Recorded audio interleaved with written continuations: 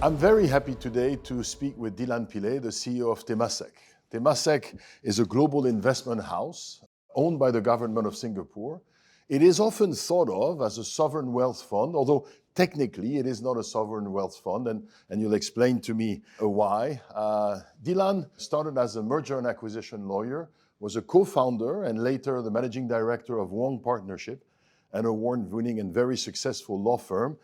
Joined Temasek in 2010 and became CEO in 2021. Dilhan, thank you for making the time to be with me today and in fact to invite me to Temasek's head office in Singapore. Good to see you, Jean-François.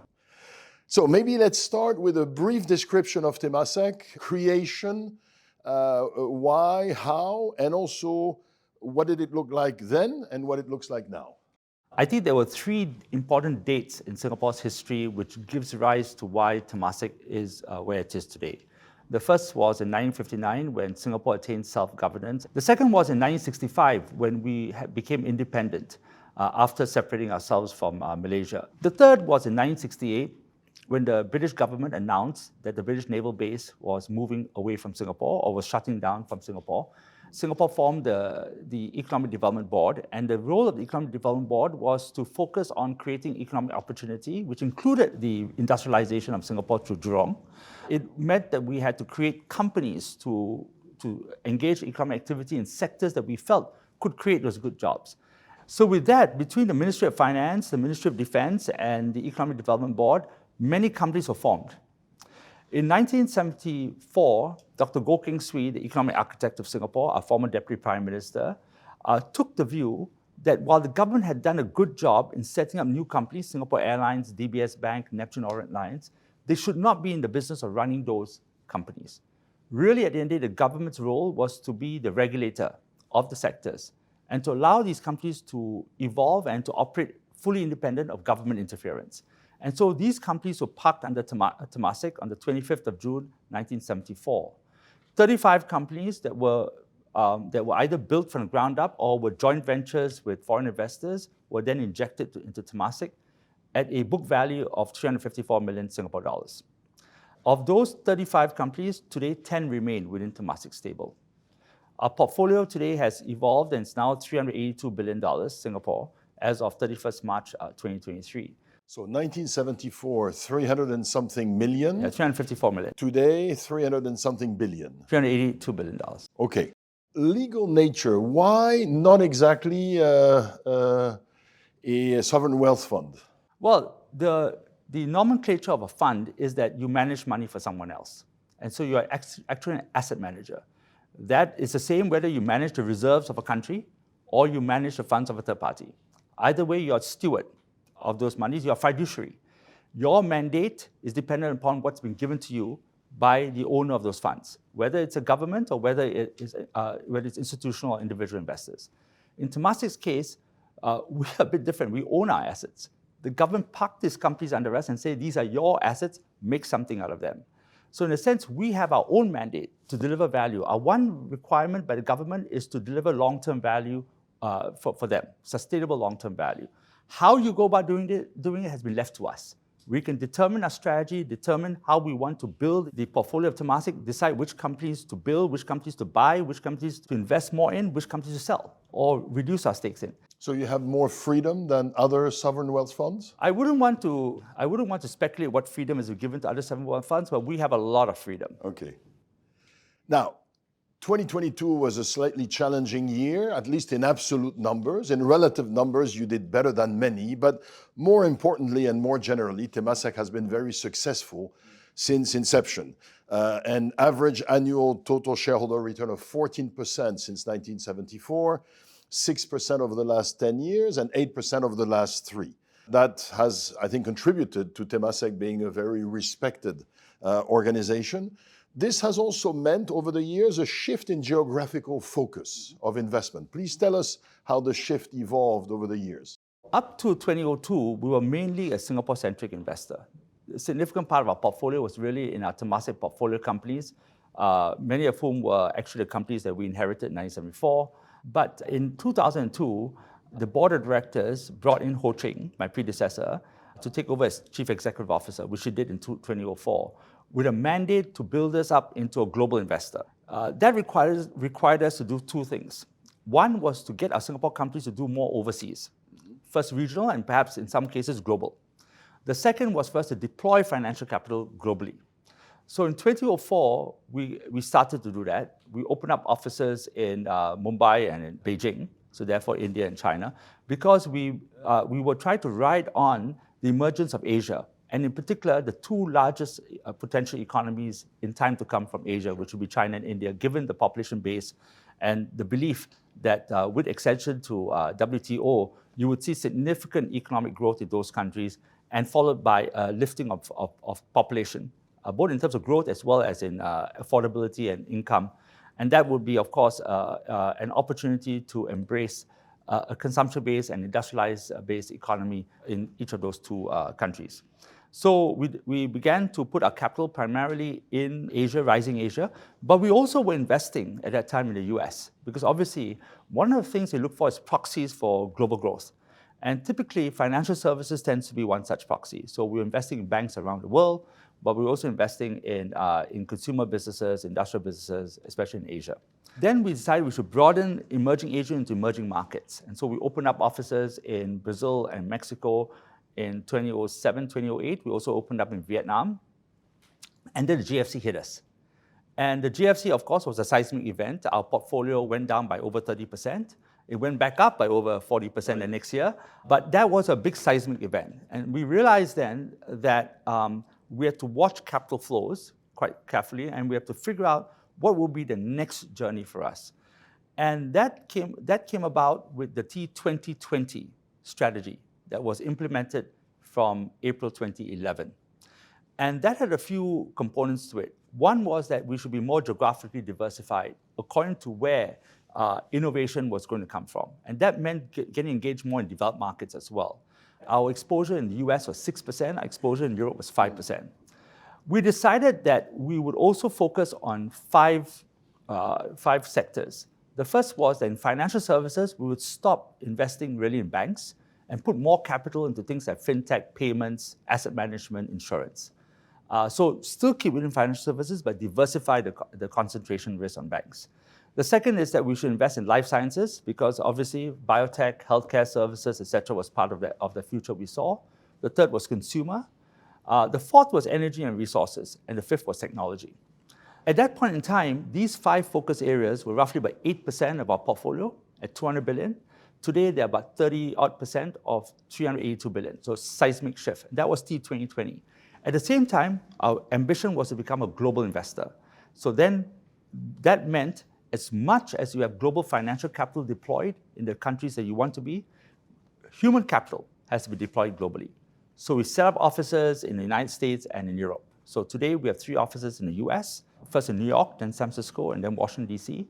And we have 3 offices in Europe, first London, then Brussels, and now Paris. As a result of that, we have feet on the ground. And that enables us to not just invest in the 5 focus areas around the world, but also to make sure that their contribution from especially Europe and the US is significantly higher, because that's where you can find innovation and growth in addition to places like China and India. So if I may, from Singapore to Australasia and from Australasia to the world, and including putting feet on the ground today, how many people work at Temasek and how many of them in Singapore? So we have about 950 people or thereabouts globally, and the real growth in our headcount has been outside of Singapore. Today, at least half of our investment folks are based outside of Singapore. In terms of allocation of investments today, what would it be in terms of Singapore versus China versus US and the rest of the world? US, Europe, and China. They would usually account for about 85% of the capital deployed every year. Okay. Between 80 and 85%.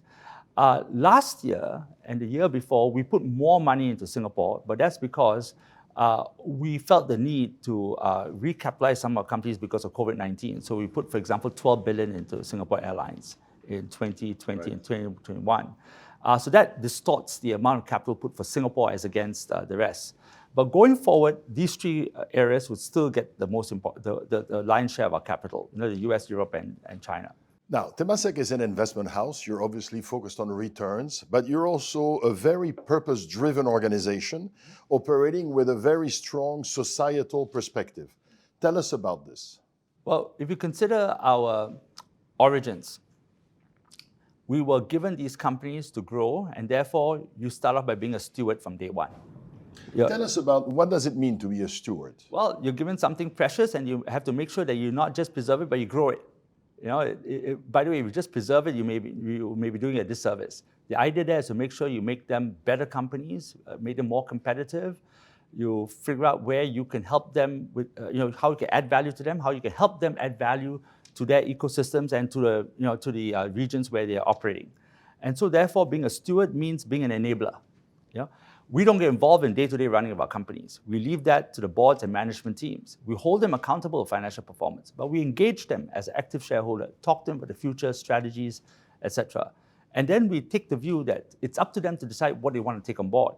And we will hold them accountable for the results that come out or the output that comes from what they're doing each day. You have a tagline. In fact, you call it Our Purpose, Why We Exist, so every generation prospers. Yes, so that tagline was developed in 2021 after a year-long purpose conversation that we had with our staff. And the reason was simply this. If you look at our charter, Temasek Charter, and the current charter was done in 2012. It is an improvement on the two, or is an evolution of the two previous charters done in 2002 and 2009. It states very clearly our three roles: that of an engaged investor, a forward-looking institution, and a generational steward. But when you ask people, what does this mean to you, you might get different answers. And so we want to make sure people understood what those three roles meant to them. And so we had this purpose-long conversation, which started after we rolled out our T2030 strategy.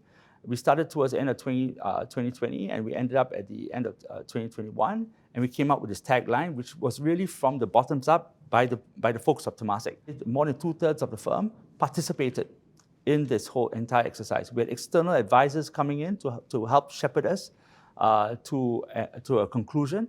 And I was quite pleased to see, and my chairman as well was quite pleased to see that they came up with this tagline, so every generation prospers.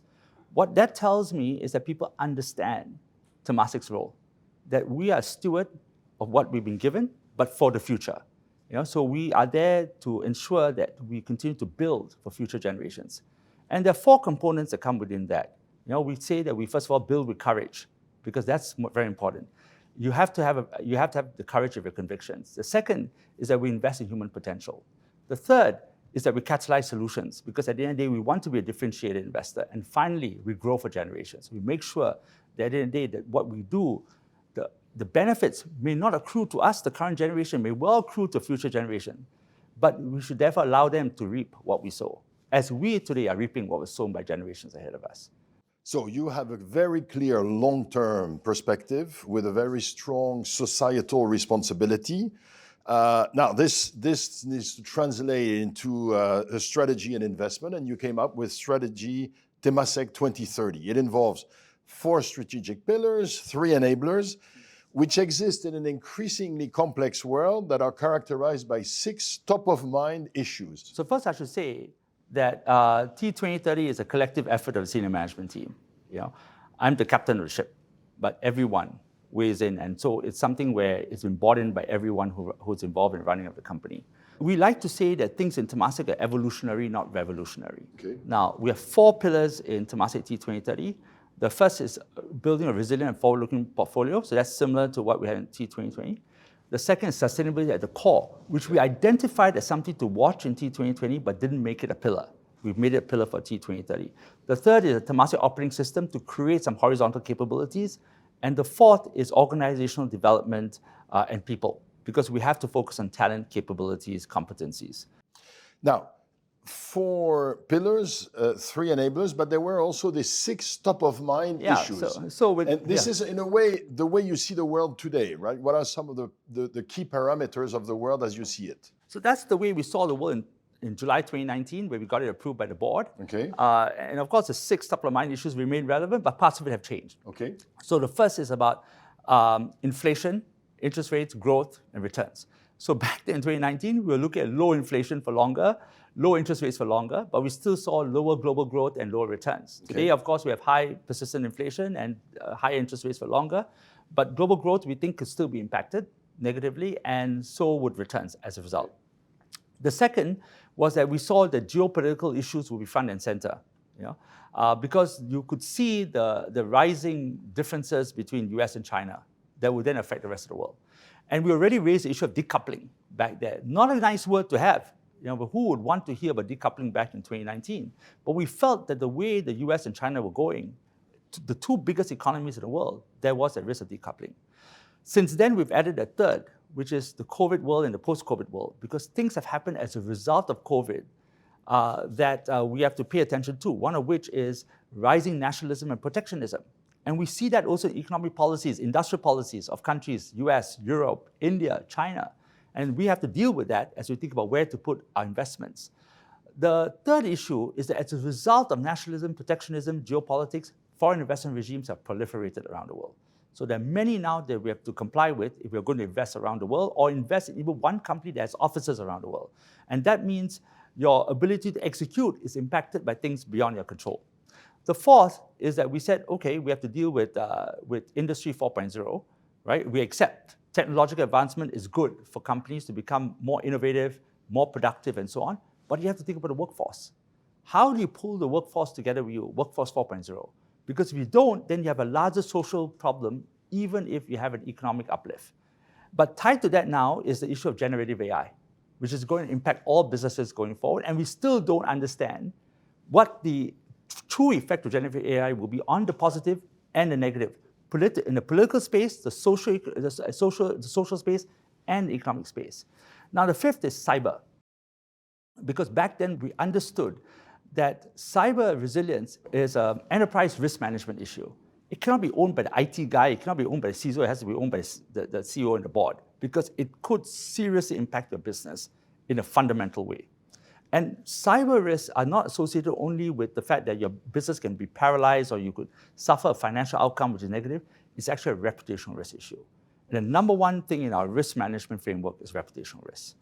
And finally, the sixth issue is climate change, because climate change is the existential problem that we have to deal with as individuals, companies, investors, governments, and multilateral agencies, and even global bodies.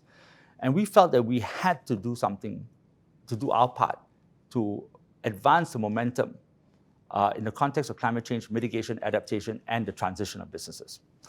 Now, today, in terms of the sixth issue of climate change, we have to be quite cognizant of the fact that with energy transition comes the issue of energy security. And you cannot look at one without the other. And so therefore, when we think about this, how do you ensure that you address both energy security as well as energy transition? And by the way, if you think about emerging markets, you have to ask yourself, what is a just transition when people need the lowest cost of energy to uplift the communities, to give electricity to villages, to allow for better sanitation, health, education, to lift people out of poverty? Because green energy comes at a premium today. There's issues of bankability, marginal bankability in those countries. So I think that these are big issues. And we feel as investors, we too have to wade in and see what we can do to have a positive effect. Now, these were part of the context that you had in mind when you decided on these four pillars. The first one, resilient and forward-looking portfolio. So resilient means that the portfolio can withstand shocks and go through market cycles, while at the same time also trying to capitalize on opportunities and of course, hopefully generate sustainable returns that are above your risk-adjusted cost of capital. So there's three growth engines that you have defined when you think of this resilient and forward-looking portfolio. What are these three growth engines? The investment engine, the partnership engine, and the development engine with different characteristics. The investment engine has got two parts to it.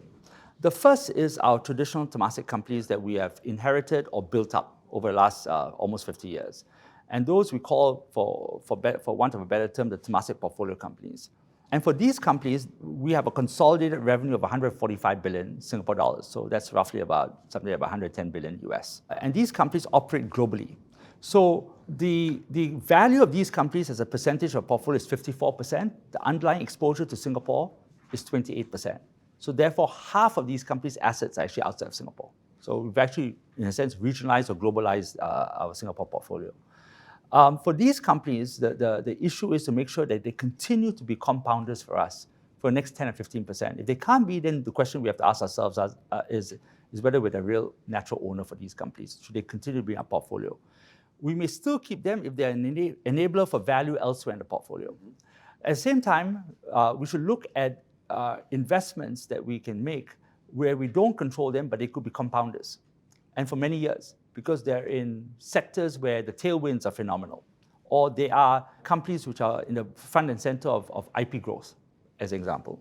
So that part of the portfolio should be between 60 and 70% of the total portfolio, because that's the base, the protective base. So no matter what shocks you get, while the market value may come down, the strength of the companies continue, and the balance sheet of Temasek continues to be strong. Then the remainder of it, say, call it 30 and 40 or 40% of portfolio, should be ideally in what we call direct investments. And in those direct investments, we look to get outsized returns over shorter time frames, 3 years, 5 years, 7 years, for example. And here's where we would do growth equity, venture capital, even co-investing with private equity funds on deals or transactions where there's a 3 to 5 year time frame and things like that. It's about the recycling of capital. Now, some of those companies that we invest in the direct investor space that we may have had a shorter term orientation could well become compounders and be part of the resilient long-term portfolio. It's a question of where we rebalance, depending on how investments turn out. So that's the investment engine.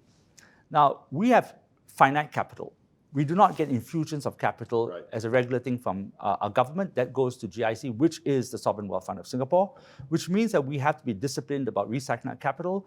We have to make sure that at the end of the day, there's a sufficient liquidity in the capital. Now, if you look at the opportunities out there, you may feel that each year, the amount of capital you have to take advantage of those opportunities may not be sufficient. And the partnership engine is that. It's a partnership engine. We want to partner with capital from others in order to execute on things that we believe are going to be part of our investment strategy going forward. I'll give you an example. In the context of climate change, we look at tech-based solutions, and we're joint venture partners with BlackRock in something called decarbonization solutions, which is invest in tech-based solutions for reduction of carbon emissions, and it's really on late venture, early growth. So the partnership engine is meant for that, either to bring capital side by side with us or bring another party together with us in attracting capital. And we will put our own capital in. So we have something like about almost 50 billion Singapore dollars in our partnership engine, our own capital in there. So it's not like we are trying to just de-risk ourselves. No, we've got a lot more money in there than the total AUM of that engine. The third and the final is development engine, because as you know, Temasek has been involved in building companies, either from scratch or transforming them. And so we think that's part of our DNA. The question there is, can we identify the newer areas out there where we might want to build new companies that could be part of our long-term portfolio and maybe replace some of our existing companies, depending on what are the trends of the future. So those are 3 engines. And here you mentioned the trends of the future. I identified in your reports, you mentioned 4 key global trends: digitization, future of consumption, sustainable living, and longer lifespans. Are these still very significant drivers of your interest in companies? They are, and the reason is very simply this. In the past decade or even further back, most of us would invest based on sectors, clearly defined sectors. So it's consumer, tech, biotech, etc. Today, there's a convergence. You know, if you look at your Apple Watch, is it a consumer thing? Is it a healthcare device? What is it? You know, it could come under many different categories. So no longer does it make sense to look at things from a very narrow perspective. So we've actually combined some sectors like tech and consumer, because increasingly the world of consumer and consumer offerings is becoming tech-enabled, and that's the real driver for value. So as we think about this, we looked at the broader trends to guide where we put our capital. It doesn't mean the sectors, it means the trends. And therefore, then we look for investments that come within trends, and then the sector teams will come in to collaborate together on a particular investment opportunity. Now, just a few follow-up questions on this. About 50% of your investments these days are in unlisted assets. Now, this has been a good asset class for you. I think the return over the last 10 years has been on average 10% versus 6% overall. So a solid driver of growth. Please tell us about the growing focus on unlisted assets. Yeah. So when we were looking back at T2020 and the 5 focus areas, we recognized that private investment opportunities will give us a lot more access than sometimes public market investments. And so when we started to shift in that direction, we found more opportunities in the private investment space. Now, back then when we first started in 2011, 80% of our portfolio was publicly listed, 20% was private. Right. Today, you're looking at 57% unlisted and 43% listed. So that's a big shift. Now, when we invest in any company, we look at the cost of capital framework to determine risk reward and therefore risk-adjusted returns. Obviously, when you are investing in private, you have illiquidity to think about. Right. And you've got concentration risks, especially if you have big shareholdings. And so all this add premiums to your cost of capital. So therefore, you should aim to get a higher return in order to justify the allocation of capital. So through that itself, if you think about it, if you look at the beta of the public market versus what you want to get in the private space because of the premiums, you should get a better return if you invest more broadly in the private space, if you are fortunate enough to be able to get a good hit rate. Yeah? And so far, I think we've been quite fortunate that we've had quite a good hit rate. And we've been able to translate into actual outcomes. Now, having said that, with rising interest rates, you have to rethink some of that. Because that strategy worked well in a decade where interest rates were low and capital was significantly available, which also meant, by the way, valuations were higher to get in, but multiples were also higher to get out. And so if you got into the right companies, you will make phenomenal returns because of that capital availability for growth of companies. Going forward, when you look at the growth of companies, capital formation is critical. And the question is whether you're going to have the same availability of private capital available for these companies, given the fact that now more asset classes for people to invest in. Private credit, fixed income are giving now decent returns. Private credit could give you better returns than even equities today. At the same time, the public markets also will offer you good opportunities on a risk-adjusted basis, especially if you have a horizon that allows you to ride through cycles. If you would invest in the main tech companies of the US, you would do very well, especially if you invested from the beginning of the year to now. So you can't now say that private investments are the only game that you should be focused on for higher returns. It has to be, you have to recalibrate the strategy, and that's something we're thinking about. Another change that you've made is you've increased the amount of investment in early stage. So we started to do early stage investing directly ourselves about 10 years ago. Before that, all of our early stage investing was done through a venture capital arm, Vertex, which was formed in 1989 and has done very well for itself. But if you really believe in innovation and growth, you need to understand it from an earlier stage than from a later stage. And there's another reason why you want to do it at the early stage. By the time you would invest in it when you say just at the IPO or before IPO, you've lost the opportunity of making those returns in the growth phase. So we went earlier. And we have different pools of capital in Temasek available for different stages. So the Series A, that's really for Vertex and other funds that we invest in. We have a team that looks at Series B and B+. And then the investor group will invest in things to do Series C and upwards. Now, we define early stage as any private investment where the private valuation is less than $10 billion. And also, if it's gone public, its public market capitalization is less than $2 billion. Because if it's less than $2 billion, liquidity is not quite there. So we put a cap of 6% on our portfolio. We're now just over 5%, roughly about 5.3 or thereabouts. But we have that cap. And the reason why we have the cap is because we don't want to have too much where that changes the risk profile of our portfolio. Remember, we still have to have a resilient portfolio and not just a forward-looking portfolio. But that 6%, that early stage portfolio also gives us valuable insights on trends which are happening in the sectors that we're interested in. And some of those insights are going to be very useful to us as we think about the long-term holds that we have and what could impact the continuing performance and growth.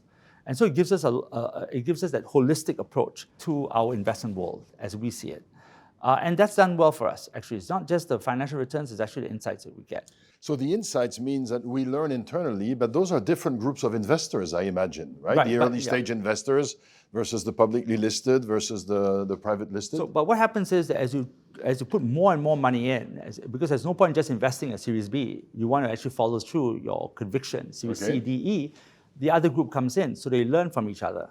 And that allows us to make sure that there is not just translation and learning, but a wider dispersion in terms of knowledge. Last question on the investment as such. Over the years, you've invested quite a bit in China. Can you share with us your view on the economic prospects, the geopolitical positioning of the country as you see it, and how this has influenced your investment strategy in China? That's, of course, very topical today. When we first invested in China in 2005, we saw the phenomenal growth prospects of China, and it turned out to be a correct assessment. And I would say that between 2005 and 2021, China was the best performing part of our portfolio, not just in terms of uplift in value, but actually in terms of monetization as well.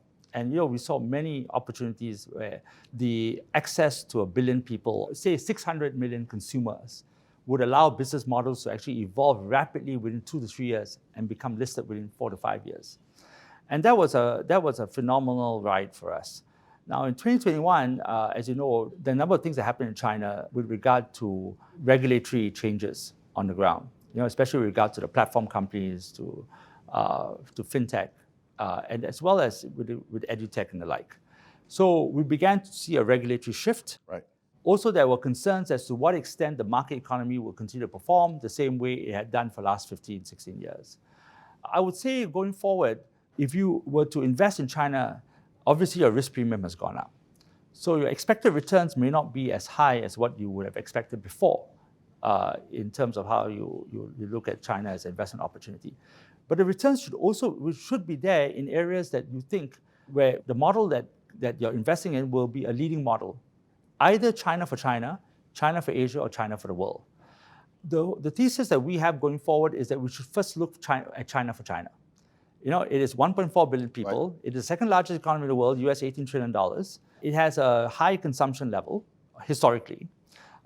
It has strong state support in terms of, historically, in terms of market economy. How much of that will still continue, we have to wait and see. What the Chinese government have said is that they still support the market economy. They're focused on economic development, especially high quality growth. They want to make sure that the benefits of high quality growth are more widely distributed. I think that's the aim of every government. At the end of the day. And that's, I think, their idea of common prosperity. And so we have to understand what that means in terms of the returns we can expect to see. Now, therefore, while valuations may be more moderated going in, but on the other hand, on your exits, you may not get the same sort of multiples that you were used to before. But then on a risk-adjusted basis, it may still be attractive in some sectors. So things like China consumer brands, anything to do with the green economy, would be attractive.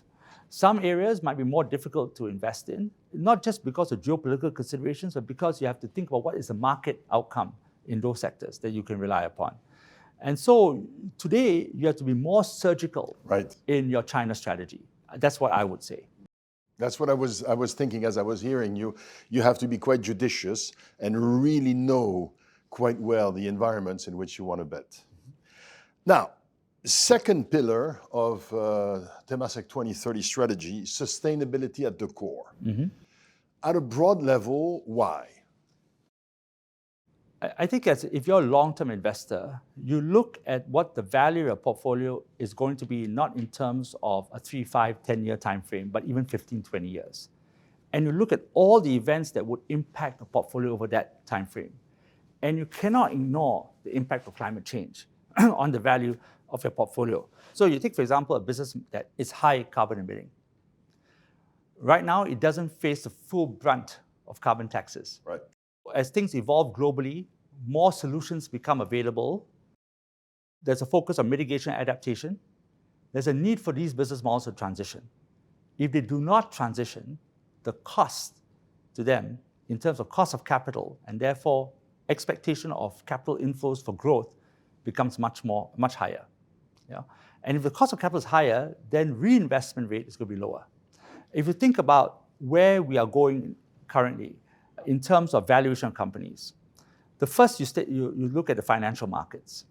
Already central banks are requiring their banks to look at environmental risk management, which means try to suss out what are the long-term effects of your lending book. What that means over time is that your spreads will increase for those which are not on the right pathway. Secondly, if you think about insurers and the premium on assets, You're not just thinking sometimes about stranded assets, you might even have stranded business models.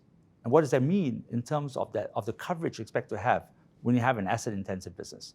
But the third, ultimately, is all these things come about in an asset pricing model. And if other investors are imputing a higher cost of capital than you are in relation to a business, your expected returns are going to be much lower. So it actually is important for you to think now about that future value of your businesses you're going to hold for the long term, and figure out how you can ameliorate the cost of capital increases and make sure those companies get the benefit of transition into a decarbonized environment. What strikes me is you haven't said a word about, and by the way, it's the right thing to do for future generations, which I know is part of your reasoning. But what you're saying is, even if I look at it from a purely financial reasoning, I would indeed think about this quite carefully. So I believe that if you want to get a returns, you have to do it. The cost may be higher now compared to not doing anything, but it's going to be lower if you don't do anything for the next few years. So if you think about how to transition, we talk about just transition. It's not like a light switch, right. On, off. It's a journey, but you have to start somewhere. And what we tell our companies is, you're going to have to be on a journey. Come up with a plan for that journey. Figure out how you're going to transition your business, transform your business, where you're going to put capital to work for that transformation, and start doing it now. Because then the long-term value will be ascribed to you by other investors, and we will get the benefit of it too. So I'll give you an example. In 2020, we separated Sembcorp Marine, which was an offshore oil and gas platform builder, from Sembcorp Industries. It was a subsidiary. Sembcorp Industries is a power and utilities company, 49% owned by us. A new CEO came in with a mandate to shift its portfolio from brown to green. He gave a commitment that by 2025, they will have 10 gigawatts of green electrons coming from them, and that roughly about 60-70% of their portfolio would be green-oriented. Fast forward to today, he's already almost hitting the 10 million. His share price has gone up at 3.5 times. Not because of us, we haven't bought a single share, but because a new group of investors have embraced that transitional model that he has got, and is now basically valuing him on his execution capabilities of the vision he set forward for the company. Now that's a good example. If you were in a carbon emitting business, you have to have that plan. And you know it's a journey. You can't tell people, I'm going to go from 10% green to 100% in 3 years. That's not the right number to have. I'm going to aim for 70% in 2025, 5 years down the road, and you watch and see if I execute well. And investors will look at that and track that performance. And they believe that you're on your way to hitting it, they'll revalue you based on the fact that you're now a more green emitting businesses than a brown emitting business. And I think that's worked out quite well for some of our companies which have been on the journey. And you've actually encouraged your companies to internalize a cost of carbon, which I think currently is at $50 US dollars. So we made a commitment that, quite apart from us being carbon neutral as an entity, and really our only real emissions are Scope 3 emissions through air travel, as an investment house. But we made a commitment that the emissions ascribed to our ownership of companies in 2030 will be half of what they were in 2010. So in 2010, as we look at Scope 1, Scope 2, and try to come to a reasonable number for Scope 3, we would say we were at 21 million tons. So therefore, we should get to about 10.5, 11 million tons in 2030. We're today at 27 million tons, and we have to get down to 11. That's not easy to do. Why? Because we're involved in hard-to-abate sectors. We have a power generation company, we have an airline, we have a port business, we have a container shipping line, we have real estate, which is a significant part of our portfolio as well. But with all these companies, we engage with them as to what they're doing in terms of decarbonizing. And it also depends on what's available out there to help you decarbonize. So in Singapore Airlines' case, they did an entire fleet renewal. The freighter planes are up to 40% more fuel efficient than the ones they're replacing. Now that's going to reduce your carbon emissions. Now, why is that important? Well, because SIA emitted 19.6 million tons of CO2 equivalent back in 2019, pre-pandemic. And if they go up at that level, at $100 per ton, you're going to be looking at a hefty bill of almost $2 billion. That's not feasible. So you've got to do things today to reduce that full impact in the future if it's going to be imposed on you. Now, we don't know. But you think that the world will end up imposing? I think at some point in time, will. Because I think at some point in time, there'll be some agreement on it, and there'll be some adjustments allowed because it's different from short-haul carriers versus medium-haul versus long-haul carriers. But I think at some point in time, CORSIA requirements are there already for the airlines industry. The question is, at what point in time will you face the financial burden is dependent upon one thing, sustainable aviation fuel. Right. And you can see that Europe's already begun to put in place a program for blended fuel, which includes a higher proportion of sustainable aviation fuel into 2030 and beyond. So in essence, that's the real opportunity to decarbonize. If that doesn't become a reality at a reasonable cost, which will still be a premium over jet fuel costs, you have to be fair to the airlines as well. Otherwise, you have to agree who bears the cost of carbon emissions. Is it the airline? Is it the airport? Right. Is it the passengers? Or is it a mixture of all? And by the way, if you narrow down the fuel costs as a percentage of the overall cost of operating a flight, it is not that significant. But the question still comes as to whether you can have a universal application of imposing a cost to be shared amongst all these three players. But I think beyond the airline industry, our view, at least at IMD, is that increasingly the world, policymakers, regulators, will have to force companies to internalize the cost of their actions. I mean, everywhere you look, you realize that temperatures are rising and more weather breakthrough events are happening. I mean, at some point, the world has got to get there. Well, I think you should ask the reinsurers about how accurate their predictions were 5 years ago in terms of catastrophic insurance. And they'll tell you that today, what they're looking at is very different from what they saw 5 years ago. So that tells you something. Right. And these are people with actual data, seismic data on the right. But coming back to this, so we put the cost of capital, our internalized cost of capital, $50, because we wanted to impose on ourselves a financial reason to, number one, work with our company decarbonizing. Number two, invest in solutions which are climate aligned. Number three, even invest in carbon negative opportunities, which could include sequestration. And therefore, that means that you should look at investing in things like food, water, waste, energy, materials, clean transportation, things to do with built environment, the decarbonization of cement and steel. But you should also think about green hydrogen, carbon capture and storage, sustainable aviation fuel, as I mentioned, and even nuclear energy. Because the ultimate holy grail, of course, is nuclear fusion. Safer and better for everyone. But even Gen 4 reactor technology is much safer than what we can expect from today. And even Gen 3 reactor technology is relatively safe. So all this comes into the mix for us. Now, the third pillar and the fourth pillar are about how to win. And it's obviously great to have a great strategy, but you also need to have distinctive capabilities that will enable you to operationalize this strategy. And you've developed a few concepts on this front. One important idea is this notion of Temasek operating system, which includes the notion of centers of excellence. Can you tell us about the Temasek operating system and the centers of excellence? So we've always wanted to be a value-added investor to our portfolio companies. In the past, our value added was to be able to work with them on accessing new markets, bringing them potential partners and things like that. Typically what an investor would do. Today, we recognize that others can do what we do, maybe even do it better. So what else can we do that could bring value to our portfolio? And we look at this as an issue of value creation and hoping to capture the value, not just through what we create, but also through the receptacles, which are portfolio companies and the benefits that they will get from it. And by the way, whatever we develop must be not just for portfolio companies, but for marketplace. Because that's really the proof of the pudding, the eating by the marketplace. So we decided to start off with what we call ABCD, AI, blockchain, cyber, and digitalization.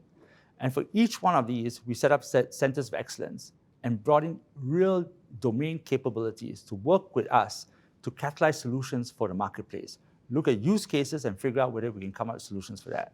So in AI, we've got a company called Icadium that works with our portfolio companies to use AI to optimize performance and things like that, or even to come up with new IP for products that are relevant for their sector. In blockchain, we partnered with in a company called Patio with JP Morgan and DBS to provide cross-border payment solutions which are on a distributed ledger system. In cyber, we built our own cyber company in Singapore called Ensign, and we built a global platform called Istari so that we could have access to cyber talent for anything that we needed across the portfolio and beyond. And for digitalization, we recognize that our companies are all on a pathway for transformation, but they may not have the skills all the skills necessary. And sometimes you can't actually hire specific skills because it might be just too expensive for you. And maybe the best thing is to have access to these skills to complement what you already have. That was with digitalization. And we add a fifth one, which is sustainable solutions, because that also will apply sometimes across. So that's where we invest in green hydrogen, because that is a critical element in terms of alternative fuel sources in order to have lower carbon emissions in their businesses. And these 5 centers of excellence, what do they give their services away? They sell their services to the portfolio companies? So when we first set up these companies, obviously we have to build the capabilities. We have to show that we have the right services, products, whatever. And you go through a normal sales cycle. We never impose it on any of our companies. Sometimes it takes a lot longer to get our own companies to buy the services than third parties, okay? Because our companies tend to be our biggest critics. And that's fine. When you finally buy it, you know you've got onto the right thing, okay? And because it's wrong to impose on your companies the lack of choice on products or services. Right. They have to be the owners of the businesses. As I mentioned, we don't run the day-to-day businesses. But we hope that they see that what we're doing, what we're building, is going to be amongst the best of what you can get in the marketplace. And I would say that in all of them, we've got good traction outside and within, for those that we've managed to put out into the marketplace. And like our cyber business in Singapore might probably hit $300 million of revenue this year. And that's a big thing for us. And we have 800 professionals in a small country like ours. Now, another important concept or ideas that you've developed is this notion of networked organization. You've already mentioned it a bit in terms of partnering. So if I look at Temasek and what it takes for us to be successful in a volatile, uncertain, complex, ambiguous world, we don't have the requisite knowledge in all the areas where we need to be fully informed to make the right calls, not just the short term, but also for the long term. We just talked about geopolitics earlier in our conversation. We're not geopolitical experts. We need geopolitical experts. We need them to tell us what are the possible scenarios we have to be cognizant about as we think about deploying our capital. That goes into our cost of capital process, for example. We have to think about whether certain sectors might be more problematic than otherwise. We have to think about what's the best way to engage governments to be seen as a responsible investor or to raise issues which we feel could operate in a way that may not even give them the outcomes that they want to serve. That's one area. We need experts that can help us think about the strategies we have. For example, carbon markets. So we, together with DBS, Standard Chartered Bank, and SGX, set up the Climate Impact Exchange. Well, that's just setting it up. But now you got to figure out, how do we make sure that we have in place a system that can focus on trust and integrity to get source of supply, buyers, and therefore liquidity. And much goes into making sure the system has the ability to measure, verify, certify what's being sold through it. And for that, having third-party advisors, first of all for the strategy, and second of all, even for services, is going to be very important for us to deliver. So we recognize that in Temasek, we don't have all the skill sets for what we're doing, and so we have to augment what we have with those of others. And that's worked out incredibly well for us over the last 2 decades. So it's a group of people, smart people that you can access, and you can for many consult. Things. So for example, even I spend a lot of my time with my organization and people team to think about the organizational future for us. Now, I can read books, but that doesn't make me an expert. But reading books to tell me who could be the expert. And then with my O&P folks, we can get these experts to come and work with us as we think about that evolutionary design of the organization for the future. I have to ask you 1 or 2 questions on a more personal basis. The first one is when you actually took the job, your predecessor, Ho Ching, said that it was a tough sell to convince you to take the job. Of course, coming after an iconic leader like her was not an easy task. What led you to decide to agree to take on the task? Well, first thing, when she asked me to join, it wasn't with a view towards me succeeding her or anything. It's just coming to join the company. That's in 2010. 2010, and to work with her and the team in building Temasek going forward. And she first approached me in 2008. I made the most aggressive move when I moved to Temasek. I went from being an owner to an employee. Okay, that's a big thing. Okay, people normally want to be owners after they're employees. So it wasn't an easy decision to make. And I was part of a law firm where I was there from the beginning. I really had a fantastic life there. People I really like to work with. I wake up in the morning. wanting to go to work because of the people in the firm. But, Singapore has been incredibly good to my family. I feel that, you have to give back.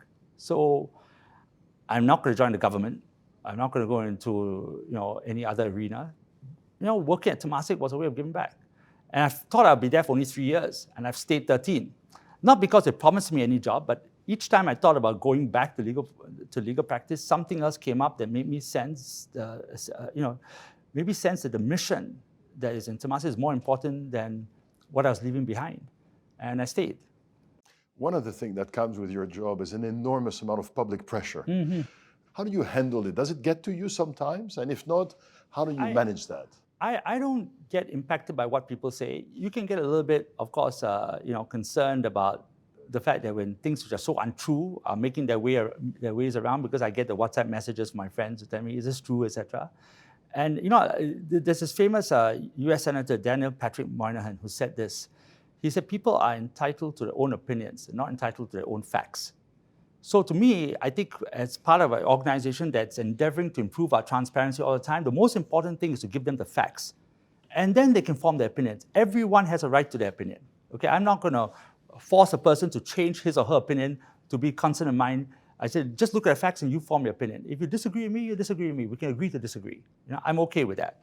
But I do think that people look at facts and deliberately sometimes, come to an opinion that that's not in line with facts. And if I can't change their minds, I can't change their minds. But they're also a stakeholder ultimately. They're stakeholders of our government, and the government's our stakeholder. So we have to keep on pressing ahead with being transparent, being very judicious with what has been entrusted to us, being a true steward for our shareholder, because they are a steward for the population as a whole and for future generations of Singaporeans, not just the current generation. So the responsibility for us is to make sure that society benefits from what we do in the long run. And that's all we need to focus on.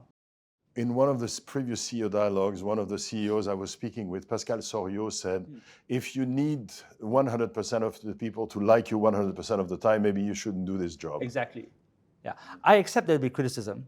I accept there'll be criticism of Temasek, criticism of me. So be it. If you don't want criticism, don't have the job. Last question. You like your job because? It's purposeful. Really, it's purposeful. I mean, I know that Temasek has a broader role, not just within Singapore, but even beyond Singapore. I do believe in our purpose statement. I do believe in our role as an investor, our role as an institution, our role as a steward. I do believe at the end of the day that we are here to ensure that future generations benefit from what we do today. I do believe that at the end of the day, it's not just about making financial returns, which are very important, but it's also about how we help uplift communities. I do believe at the end of the day, we have a responsibility with others to create a better world for future generations. And I hope that, what my colleagues and I are doing today, the next generation of leaders of Temasek can do even better as they look out for future generations. Dilhan, I thank you for your time, and I wish you great continued success. Thank you, Jean-François.